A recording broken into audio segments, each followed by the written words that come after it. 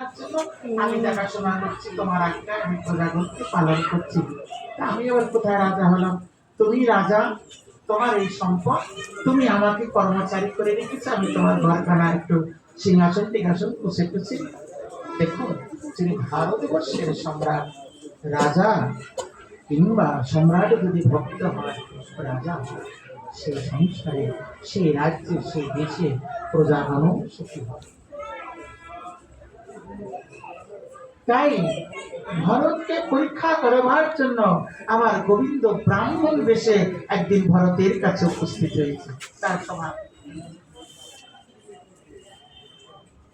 দূর থেকে ভরত দেখতে পেয়েছে, তার প্রাসাদে ব্রাহ্মণ দেবতা আসছেন, আর তিনি তো ব্রাহ্মণ বৈষ্ণব পেলে আরো আনন্দিত হতেন।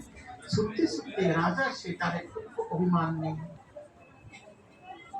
নিজে স্বয়ং ছুটতে ছুটতে গিয়েছে, ব্রাহ্মণের চরণে প্রণাম করে, ব্রাহ্মণ দেবতা, আজ আমার বড় শুভ দিন, কারণ ব্রাহ্মণকে দর্শন করা আর আমার ভগবানকে দর্শন করার সমান। ব্রাহ্মণকে দেবতা বলা হয়। আমি ব্রাহ্মণদের কথা বলছি, যিনি সত্যি ব্রাহ্মণ। কে কি করছে? ব্রাহ্মণ কিন্তু 10 প্রকার। বলে, বাবু কি নতুন কথা শোনাচ্ছে? কথা নতুন নয়, কথা বহু পুরনো। আমার জানার আর জ্ঞানের অভাবের জন্য আমি জানি। যদি সময় হয় আমি বর্ণনা করে দেব।